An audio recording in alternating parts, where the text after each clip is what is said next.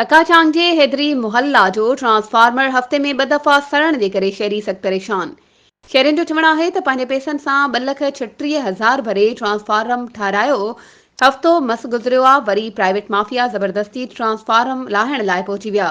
Mehran press club जी team coverage लाइ पहुती त सहाफ़ियुनि खे बि धमकियूं ऐं रिश्वत वठण जो इल्ज़ाम हणी कैमराऊं फुरण जी कोशिश कई वई।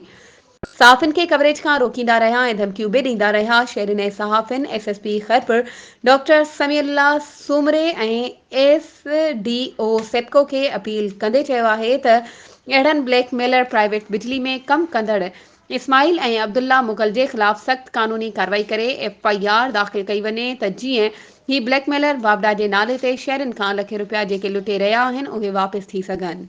वधीक ख़बरुनि ऐं अपडेट्स जे लाइ असांजे चैनल खे सब्सक्राइब कयो ऐं हा, बेल आइकन खे प्रेस करणु न विसारिजो त जीअं असांजी हर नई अचण वारी वीडियो तव्हां ताईं पहुची